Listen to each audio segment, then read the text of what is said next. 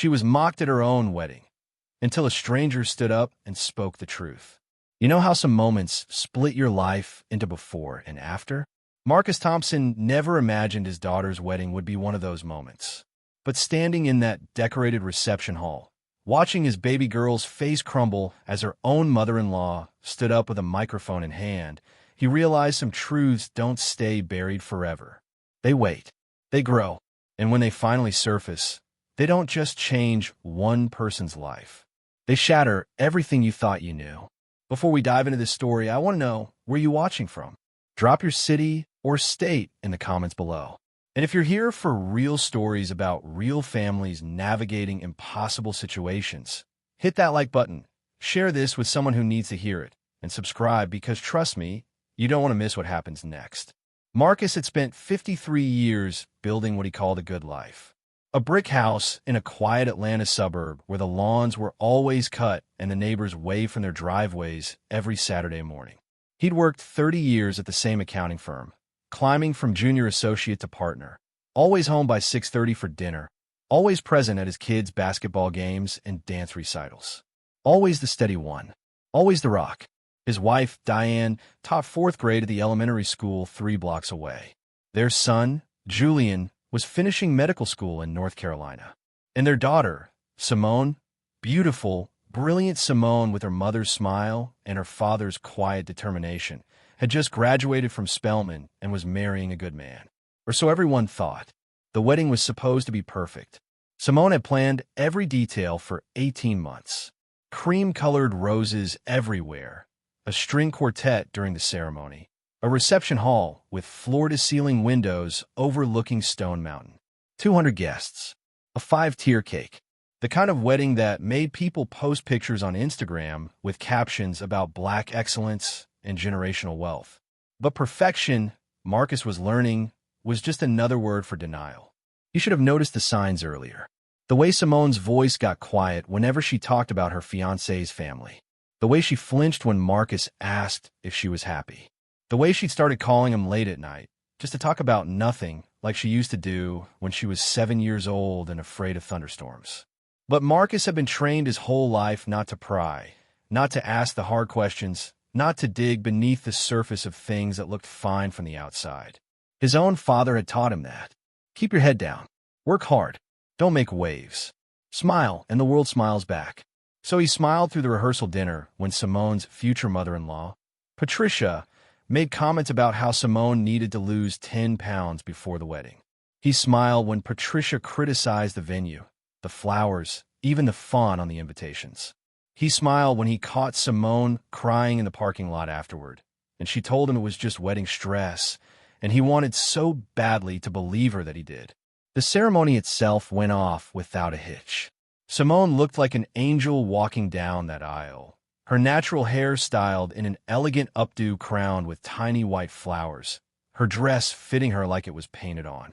Marcus walked her down, and when he placed her hand in Kenneth's, his soon-to-be son-in-law looked at her like she was the only person in the room. That should have been the end of the story.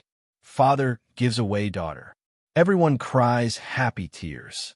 They kiss. They're married. Roll credits. But life doesn't work that way, does it? The reception started smooth. The DJ played all the right songs. People danced. The food was good.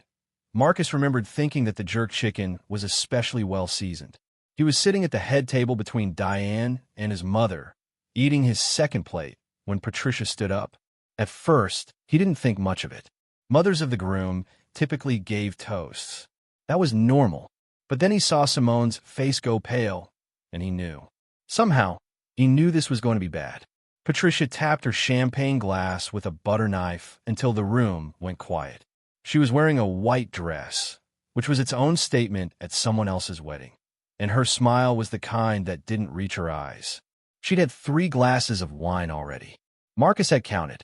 "I want to thank everyone for coming to celebrate this special day," Patricia began, her voice carrying through the microphone like a blade. "My son Kenneth is a wonderful man, successful, handsome, from a good family. And when he told me he wanted to marry Simone, I said okay, even though she's not what I imagined for him." The room went still. Marcus felt Diane's hand grip his arm under the table. even though she doesn't come from the kind of family we know, even though her father is just an accountant and her mother is just a teacher. Patricia said the word just like it tasted bad in her mouth. Even though she doesn't have the pedigree, the connections, the refinement that we value. Simone was staring at her plate. Kenneth was trying to stand up, but his father's hand was on his shoulder, holding him down.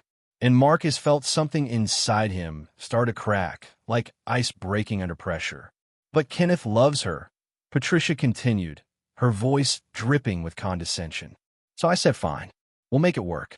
We'll teach her, mold her, help her become someone worthy of the family name. She laughed then, and a few people in the crowd, Kenneth's cousins, his fraternity brothers, laughed with her. Lord knows she needs the help. Marcus was halfway out of his seat when it happened. A woman he'd never seen before stood up from one of the back tables. She was older, maybe 65, with silver hair pulled back in a neat bun, wearing a simple navy dress.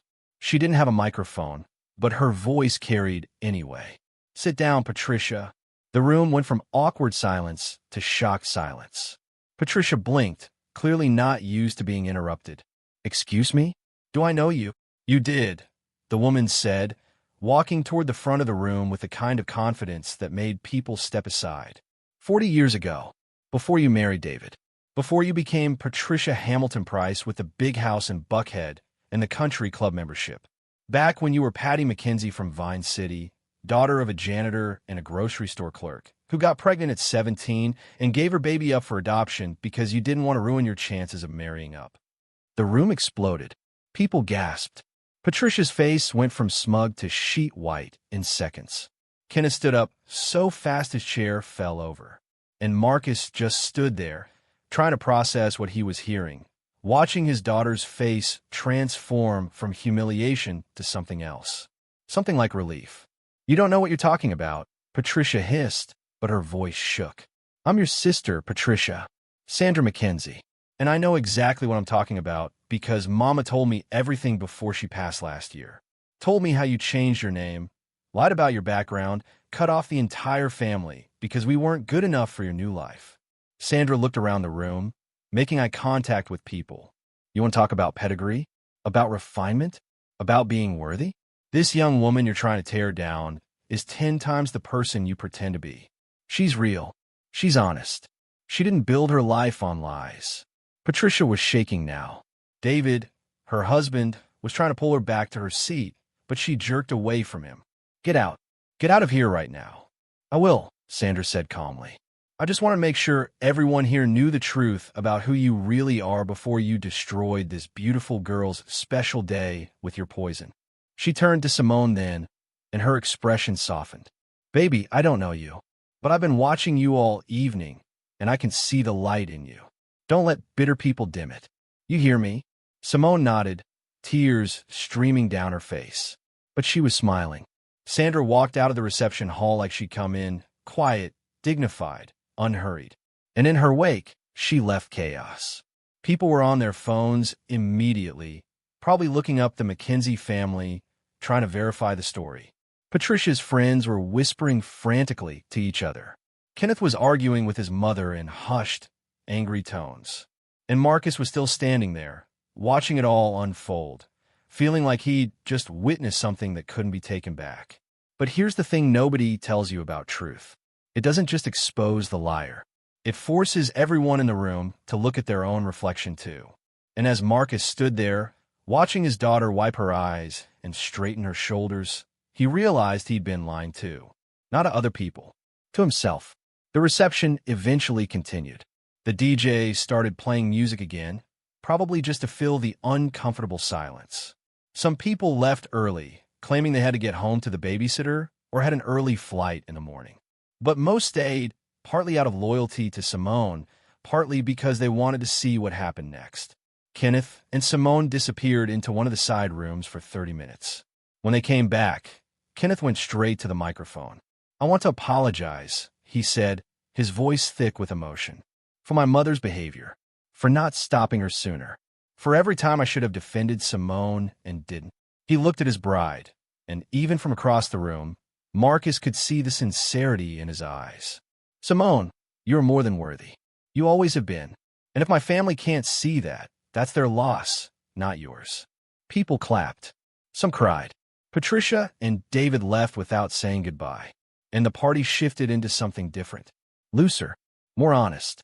Like everyone had been holding their breath and finally exhaled. But Marcus couldn't exhale. Because watching Sandra stand up and speak that truth, watching the way it freed Simone from Patricia's cruel judgment, made him think about all the truths he'd never spoken. All the times he'd chosen peace over honesty. All the ways he'd let silence do damage in his own family. He thought about his father, James Thompson, who died 10 years ago without ever telling Marcus he loved him, who'd worked 70-hour weeks at the automotive plant and came home too tired to talk, too angry to be gentle, too proud to apologize when he took his frustrations out on his family. Marcus had promised himself he'd be different. But was he? Or had he just found quieter ways to disappear? The reception ended around midnight.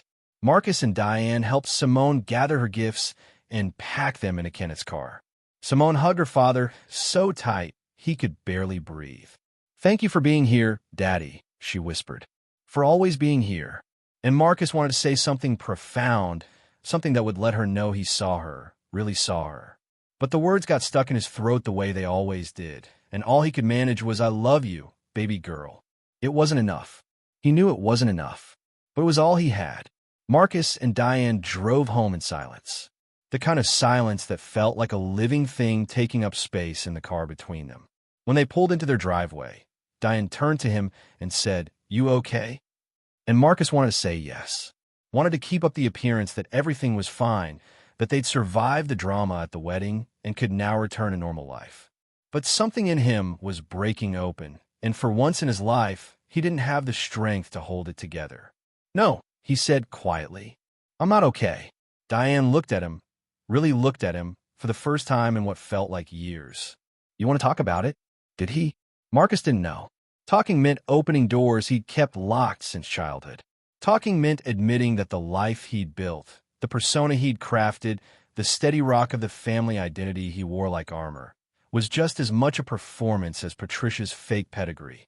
Maybe more so, because at least Patricia's lies were obvious. Marcus's lies were so subtle, he'd almost convinced himself they were truth. They went inside. Diane made tea, chamomile, which she always said was good for calming nerves. They sat at the kitchen table, the same table where they'd shared thousands of meals, where they'd helped their kids with homework, where they'd paid bills and planned vacations and argued about whose turn it was to take out the trash. Normal life. Regular life. The kind of life Marcus had always wanted. "What Sandra did tonight," Marcus finally said, staring into his tea. Standing up like that. Telling the truth, even though it was ugly. Even though it made people uncomfortable. Do you think that was brave or cruel? Diane considered this. She had a way of thinking before she spoke that Marcus had always envied. Both, maybe. Truth usually is. "My father never told me the truth about anything that mattered," Marcus said, the words coming out before he could stop them. He never talked about his childhood, never explained why he was so angry all the time, never admitted when he was struggling. He just worked and came home and expected us to pretend everything was fine.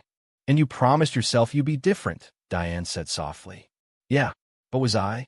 I've been thinking about it all night, and I don't know if I've been a better father or just a different kind of absent." Diane reached across the table and took his hand. Her fingers were warm from the tea mug. "You've been here, Marcus. Every basketball game, every parent-teacher conference, every graduation. That count for something, does it? Because I was there physically, but was I really present? Did I ask Simone the hard questions when I noticed she wasn't happy? Did I dig deeper when Julian called from school sounding stressed? Or did I just tell them everything would be fine and change the subject?" The question hung in the air between them, and Diane didn't answer right away because they both knew the truth. Marcus had been the fun dad, the safe dad, the one who didn't make you feel uncomfortable or confront difficult emotions. But in avoiding conflict, had he also avoided connection? "You can't go back," Diane said eventually. "You can only go forward." Marcus nodded. But going forward meant doing something he'd never been good at. It meant being vulnerable. It meant risking the comfortable distance he'd maintained with his family for so long. and that terrified him. He didn't sleep that night. Lay in bed next to Diane, listening to her breathe, watching shadows from the streetlights move across the ceiling. His mind kept replaying the wedding. Patricia's cruel words. Sandra's fearless intervention. Simone's face shifting from shame to relief. And he kept thinking about his own father, wondering if James Thompson had ever lain awake like this, wondering if he'd made the right choices, if his children really knew him. The next morning, Marcus called Julian. His son answered on the third ring, sounding groggy. "Dad, everything okay? It's 8 in the morning on a Sunday. Can you come home this weekend?" Marcus asked. "I need to talk to you and Simone. Together. In person." There was a pause. "Is something wrong? Is Mom okay?" "Everyone's fine. I need to talk to you both. Please." Julian must have heard something in his father's voice because he didn't ask any more questions. "I'll be there Saturday morning." Marcus called Simone next. She and Kenneth had flown to the Bahamas for their honeymoon, but she picked up immediately. "Daddy? What's wrong?" "Nothing's wrong, baby. I just wanted to check on you. Make sure you're okay after yesterday." Simone laughed, but it sounded watery. "I'm okay. Actually, I think I'm better than okay. What happened with Patricia was awful, but also, I don't know. It felt like something broke open, you know? Like I've been holding my breath for months, and suddenly I could breathe again." Marcus understood that feeling more than she knew. "When you get back from your honeymoon, I want you and Kenneth to come over for dinner. You and Julian. I have some things I need to say. Things I should have said a long time ago." "Dad, you're kind of freaking me out." "Don't be freaked. I'm not dying or anything. I just realized yesterday that I've spent your whole lives being a certain kind of father. The stable one. The quiet one. The one who doesn't rock the boat. And I'm wondering if maybe that wasn't the best choice."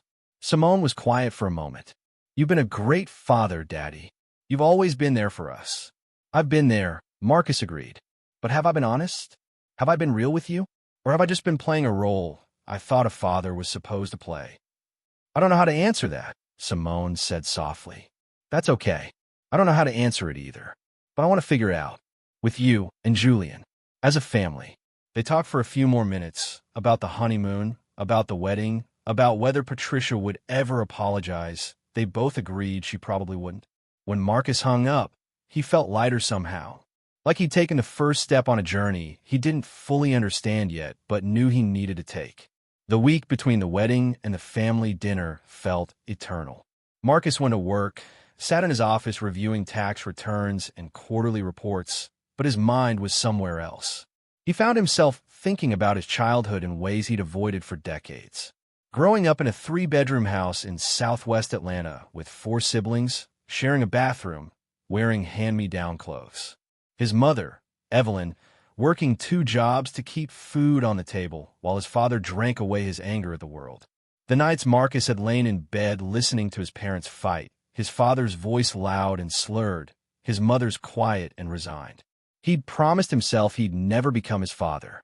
Never drink too much, never yell, never make his wife or children feel small. And he kept that promise. But in running from his father's mistakes, had he also run from his father's humanity? From the complexity of being a black man in America, trying to provide for a family, while carrying wounds he didn't know how to heal? Marcus started writing things down. Not a journal exactly, but scattered thoughts on yellow legal pads during lunch breaks. Memories. Questions. Things he wished he'd asked his father before it was too late. Things he needed to tell his own children while there was still time. He wrote about being 7 years old and watching his father cry after getting passed over for a promotion at the plant. How terrifying it was to see a grown man break down. How his father had wiped his eyes and said, "Don't look at me like that, boy. Men don't cry." How Marcus had internalized that message so deeply he'd spend the next 45 years proving he was strong enough not to need tears. He wrote about being 15 and finding his father's stash of overdue bills hidden in the garage. How he'd confronted his mother about it, and she'd said, "Your father's doing the best he can." Sometimes a man's pride won't let him ask for help, even when he's drowning. He wrote about being 23 and newly married to Diane, sitting across from his father at a diner, trying to have a conversation about life and marriage and fatherhood. How his father had just shrugged and said, You work hard, you provide, you keep your word. That's what a man does. As if life was that simple. As if love and connection and emotional honesty weren't part of the equation. And he wrote about being 32 when Simone was born, holding that tiny baby in his arms and promising her he'd be the father he'd always wanted. Present, loving, available. He'd kept part of that promise.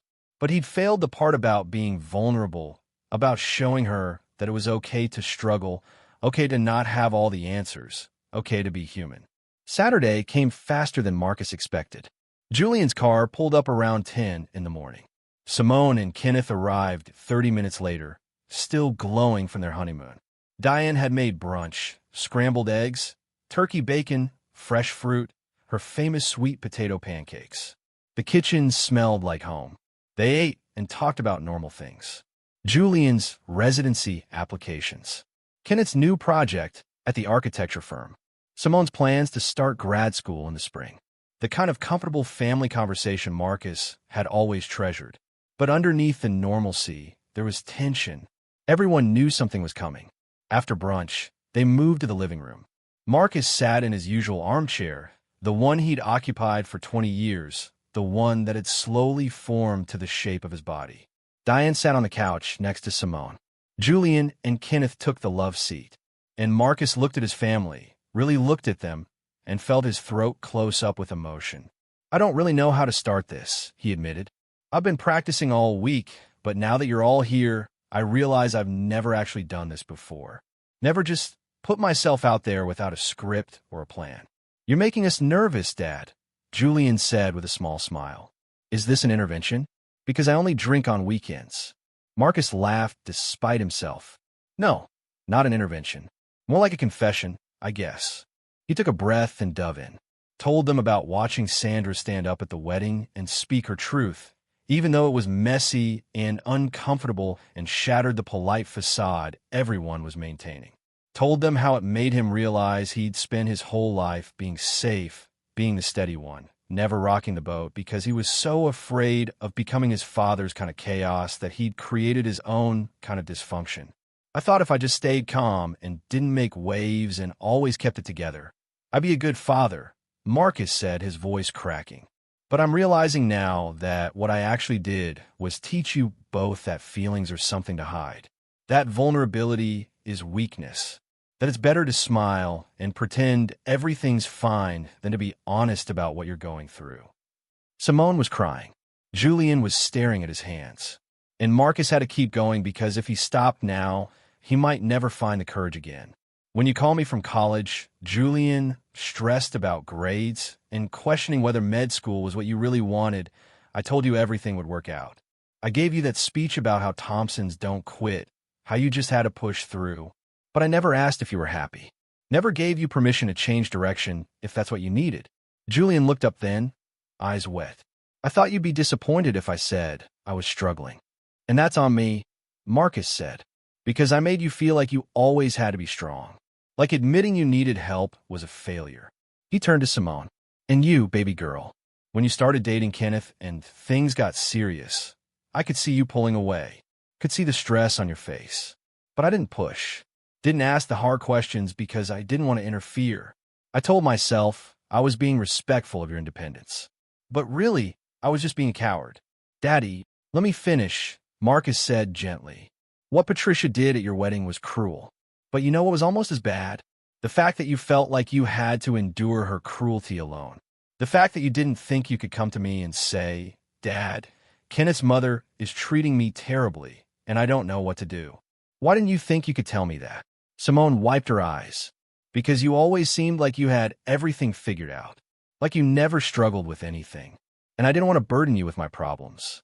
But that's what family is supposed to be, Marcus said, his voice breaking completely now. We're supposed to carry each other's burdens. We're supposed to be honest about our struggles, so our kids know it's okay to struggle too. And I failed you both by pretending I had it all together when the truth is, I've been terrified my whole adult life that I'd make the same mistakes my father made. The room was silent except for the sound of people crying. Even Kenneth, who'd only known Marcus for 2 years, had tears in his eyes. My father died without ever telling me he loved me. Marcus continued, without ever apologizing for the times he hurt me, without ever explaining why he was the way he was. And I swore I'd be different. But now I'm wondering if I've just been a different kind of unavailable, a different kind of closed off. You always told us you loved us, Julian said quietly. I did, and I meant it. But did I show you? Did I let you see me as a whole person, not just the strong dad who had all the answers? Did I ever let you comfort me when I was struggling? Did I ever model what emotional honesty actually looks like? Nobody answered because they all knew the truth. Marcus stood up then, went to the bookshelf where he kept old photo albums, and pulled out a leather journal he'd been writing in all week. I've been thinking a lot about my father lately, about the things I wish I'd known about him, the questions I wish I'd asked, and I realized I don't want to die with you too having those same regrets about me. He sat back down and opened the journal. So I wrote some things down, things I want you to know about me, not the polished version, the real version. And for the next 2 hours, Marcus read from his journal, told them about growing up poor and ashamed of it, about his father's struggles with alcoholism and depression, about the night Marcus found his father passed out in the garage and had to call an ambulance, and how terrified he was that his father would die before Marcus had a chance to understand him. He told them about starting college on a partial scholarship and working 3 part-time jobs to pay for the rest, about meeting their mother at a campus Bible study and being too afraid to ask her out for 6 months because he didn't think he was good enough for her, about the miscarriage Diane had between Julian and Simone and how they'd grieved that loss in silence because neither of them knew how to talk about it.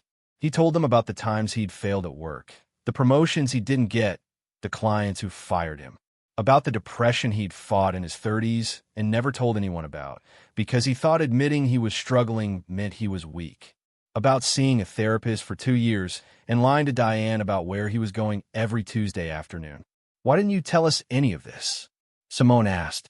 Because I wanted you to think I was strong, Marcus said simply. I wanted you to feel safe. And somewhere along the way, I confused being strong with being invulnerable. I confused keeping you safe with keeping you in the dark. Julian shook his head. Dad, knowing all this doesn't make me think you're weak. It makes me think you're human. And honestly, it makes me feel less alone in my own struggles. That's what I'm learning, Marcus said. That maybe the most important thing I can give you isn't the appearance of having it all together. Maybe it's the permission to fall apart sometimes. The knowledge that you come from a long line of people who struggled and survived. That your grandfather was broken in ways that broke your father. And your father is broken in ways that he's trying not to let break you. Diane reached over and squeezed Marcus's hand. She'd known some of this, but not all of it. And seeing her own tears, Marcus realized he'd been shutting her out too, building walls even with the person who was supposed to know him best. I don't have a neat conclusion to this, Marcus said. I don't have a plan for how to fix everything I've messed up by being emotionally unavailable all these years. But I want to try. I want us to be the kind of family that tells the truth, even when it's ugly. The kind of family that doesn't perform perfection for each other. I'd like that, Simone said softly. Can I go first? And for the next hour, Simone talked about the pressure she'd felt her whole life to be perfect, about choosing Spelman because she thought it's what her parents wanted, even though she'd gotten accepted to school she was more excited about staying with Kenneth even when Patricia's treatment became unbearable because she didn't want to admit she'd made a mistake, about the eating disorder she'd struggled with in college that nobody knew about. I want to be the daughter who made you proud, she said. The one who did everything right. And I thought if I told you I was struggling, you'd be disappointed in me. Marcus felt like someone had reached into his chest and squeezed his heart. Baby, I'm proud of you no matter what. But more than that, I want you to be able to come to me when things are hard. I want to be the kind of father you can call at 3 in the morning when you're falling apart. I want that too, Simone whispered. Then Julian talked about the pressure of being the only son. About feeling like he had to become a doctor because it was what successful black men in their family did, even though his real passion was photography. About the anxiety attacks he'd been having since starting med school. About the medication he was on that he hadn't told anyone about. I've been pretending I'm fine, Julian said, because that's what Thompsons do. We smile and push through and don't complain. But I'm not fine, Dad. and I haven't been fine for a long time. Then let's figure out how to get you fine, Marcus said. For real this time. No more pretending. Kenneth spoke up then, surprisingly. I grew up in a family that looked perfect from the outside, but was toxic as hell on the inside. My mother's obsession with status and reputation, my father's emotional unavailability. It messed me up. And watching us be honest with each other right now, it's making me realize how much work I still need to do to break those patterns. We're all breaking patterns, Diane said. That's what families do. We carry forward the good parts of what we inherited and try to leave behind the bad parts. But it's hard work, and we can't do it alone. They talked until the sun started to set, about therapy and vulnerability and breaking generational cycles, about what it means to be a Black family in America carrying inherited trauma while trying to build something better for the next generation, about the difference between strength and stoicism, about how love without emotional honesty isn't really love at all. It wasn't a neat resolution. There were still questions nobody had answers to. But there was something lighter in the room by the time they finished. Like they'd all been carrying invisible weight and had finally set it down. Over the next few months, things shifted slowly. Marcus started seeing a therapist, a real one this time, no secrets, and encouraged his kids to do the same. Julian took a leave of absence from med school to explore his real passions. Simone started setting boundaries with Kenneth's family. The four of them started having monthly family dinners where the only rule was honesty. No performance. No pretending. It was messy. There were arguments. Uncomfortable silences. Moments when old patterns tried to reassert themselves. But slowly, they were learning to be real with each other. Learning that vulnerability wasn't weakness, but connection. That the truth, even when it hurt, was better than the lie of perfection. Marcus thought a lot about Sandra during those months. The woman who'd stood up at his daughter's wedding and shattered Patricia's facade with the truth. He tried to find her, wanted to thank her, but she disappeared as mysteriously as she'd appeared. Maybe that was fitting. Sometimes truth just shows up, does its work, and leaves. The important thing is what you do with it afterward. One evening, about 6 months after the wedding, Marcus found himself sitting on his front porch watching the sunset. It was November, and the leaves were turning gold and red and orange. Diane came out and sat beside him, handing him a cup of coffee. "You've been quiet today," she said. "Just thinking," Marcus replied, "about how different things feel now. How much lighter." "Change is hard," Diane observed. "But good." "Yeah." Marcus sipped his coffee. "I called Julian this morning. He told me he's switching to a photography program. Said he's never been happier. And how do you feel about that?" Marcus smiled. Proud, relieved, grateful that he felt safe enough to tell me the truth. "What about Simone?" "She and Kenneth are in couples therapy, working through the Patricia stuff. She said it's hard, but they're committed to doing it right." They sat in comfortable silence for a while, watching their neighbors come home from work, watching kids ride bikes down the street. Normal life. But underneath it, something deeper, something more real. "You know what I keep thinking about?" Marcus said eventually. "My father. I spent so many years angry at him for not being what I needed, for not opening up, not being vulnerable, not showing me it was okay to struggle. And now I understand he probably wanted to. He probably had all this pain inside him that he didn't know how to express. And by the time he figured out he needed to, it was too late." "But it's not too late for you," Diane said gently. "No, it's not." Marcus turned to look at his wife, this woman who'd stood beside him for 30 years, who'd loved him even when he was hiding behind walls. "I'm sorry I shut you out so often. I'm sorry I made you guess what I was feeling instead of just telling you." "I know," Diane said, "and I'm sorry I let you. I should have pushed harder, should have demanded more honesty from you. We're learning. We are." Marcus thought about the journal he'd been keeping, now filled with 3 notebooks worth of honest reflections. He planned to give them to his kids someday, not as a perfect record of a perfect man, but as an honest record of a flawed human being trying to do better, trying to break the cycles that had been passed down to him, trying to give his children what his father couldn't give him, the gift of seeing their parent as fully human.